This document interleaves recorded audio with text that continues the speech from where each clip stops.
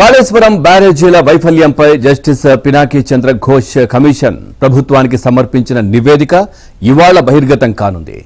ఇంతకు ముందు నివేదిక సారాంశాన్ని మాత్రమే బయటపెట్టిన ప్రభుత్వం ఆదివారం నివేదికను శాసనసభలో ప్రవేశపెట్టనుంది.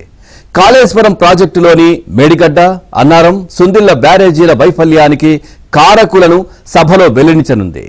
ఇక వేదికపై చర్చించిన అనంతరం బాధ్యులపై ఏం చర్యలు తీసుకోవాలనే దానిపై విధాన ప్రకటన చేయనుంది.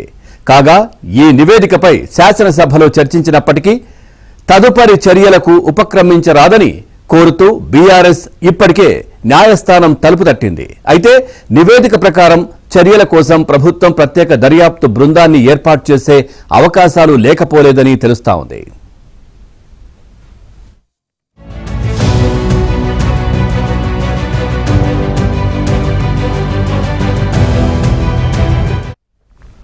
జస్టిస్ పిసి ఘోష్ నివేదిక సారాంశంలో మేడిగడ్డ వద్ద బ్యారేజీ నిర్మాణం అన్నది ఆనాటి ముఖ్యమంత్రి కేసీఆర్ మదిలో మాత్రమే పుట్టిన ఆలోచన అని, తన ఆలోచనను గుడ్డిగా అమలు చేయడం, తానే ఇంజనీర్లా వ్యవహరించడం, అవకతవకలు, నిబంధనల ఉల్లంఘన వల్లే ఆ ప్రాజెక్టు కూలిందని నివేదికలో పేర్కొన్నారు.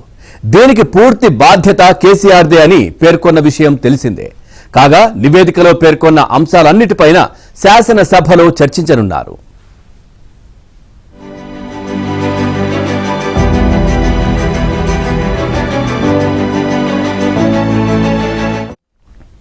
శాసనసభలో ఇవాళ కాళేశ్వరం బ్యారేజీలపై నివేదికను బహిర్గతం చేయనుండటంతో దానిపై అధికార పార్టీ ఎమ్మెల్యేలకు శనివారం రాత్రి జలసౌధలో అవగాహన కార్యక్రమం నిర్వహించారు. గన్మెన్లు ఫోన్లు లేకుండా రావాలని వారికి సమాచారం ఇవ్వగా అందరూ అలాగే హాజరయ్యారు.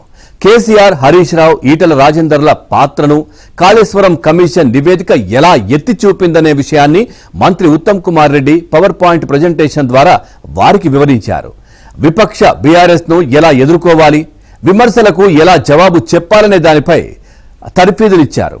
ఇక ఆదివారం నివేదికను సభలో ప్రవేశపెట్టనుండటంతో గోప్యంగా ఉండాలని ఆదేశించినట్లు సమాచారం.